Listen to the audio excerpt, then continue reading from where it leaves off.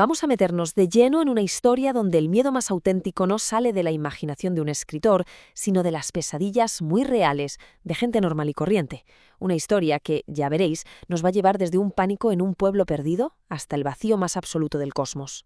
Para empezar, una pregunta. Una pregunta sencilla en apariencia. Pensemos un segundo. ¿Qué puede haber más terrorífico que un monstruo que una criatura de pesadilla?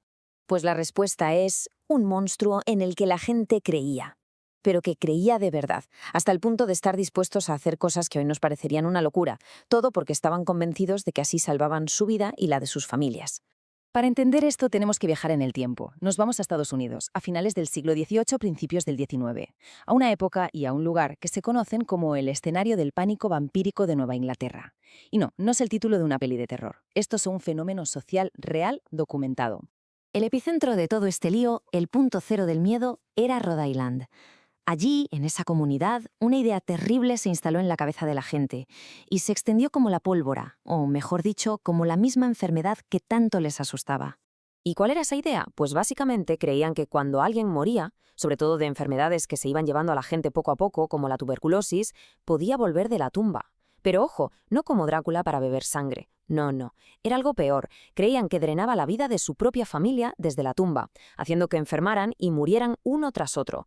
Imaginad el horror de pensar que tu padre, tu hermana, tu hijo, era ahora el que te estaba matando desde el más allá. Y claro, la desesperación les llevó a hacer cosas extremas. No era una simple superstición, no, actuaban. Primero, decidían cuál de los familiares muertos era el supuesto vampiro. Segundo, iban al cementerio y en un acto que era una mezcla de profanación y amor desesperado, desenterraban el cuerpo. Y tercero, llegaba lo más espeluznante. Le arrancaban el corazón, normalmente para quemarlo, porque creían que esa era la única forma de parar la maldición. Pues bien, en este ambiente, con este miedo tan real, tan palpable que casi se podía tocar, creció una de las mentes más originales de la literatura de terror. Se crió escuchando estas historias, absorbiendo todo este folclore macabro desde pequeño. Y ese escritor, claro, no era otro que Howard Phillips Lovecraft, un nombre que hoy asociamos a un miedo muy distinto, pero que, como vemos, tiene sus raíces bien hundidas en esta tierra de superstición y pánico. Ahora damos un salto en el tiempo, a un año muy concreto en la vida de Lovecraft. Un momento clave. Fue en 1921 cuando Lovecraft escribió El intruso, uno de sus cuentos más famosos. Y aunque no va de vampiros, la historia está totalmente empapada de esa sensación de ser un extraño, de un horror que viene de dentro, de algo que debería ser familiar pero que se ha vuelto monstruoso. Pero aquí es donde viene el giro genial de esta historia. Lovecraft no se dedicó simplemente a escribir versiones de los cuentos de vampiros de su tierra. Hizo algo mucho más grande, mucho más bestia. Cogió la esencia de ese miedo local. Mirad, esta es la clave de todo. Por un lado tenemos el horror de toda la vida, el folclórico. El monstruo es un vampiro. Es un mal que, aunque da mucho miedo, es algo conocido, es local. Y lo más importante, se le puede combatir. Se puede ir al cementerio, quemar el corazón. Hay un plan, hay esperanza. Y luego, por otro lado, está lo que Lovecraft se inventó, el horror cósmico. Aquí los monstruos son, ni siquiera son monstruos, son dioses antiguos, innombrables, seres que ni entendemos.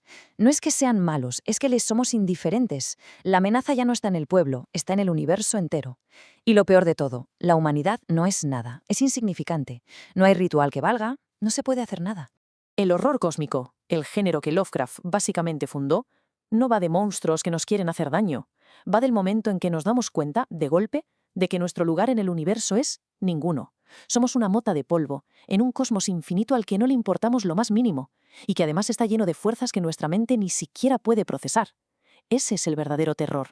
Dicho de otra forma y para que quede claro, Lovecraft cogió ese miedo tan primario al vecino muerto que se levanta de la tumba y lo proyectó sobre las estrellas. El monstruo ya no estaba en el cementerio del pueblo, ¿no? El monstruo era el propio universo. Entonces, ¿con qué nos quedamos de todo esto?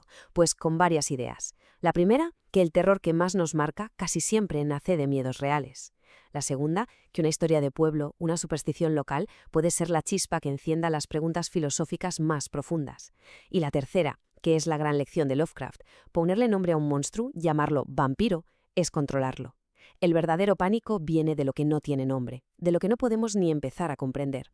Y todo esto nos lleva claro a una última pregunta.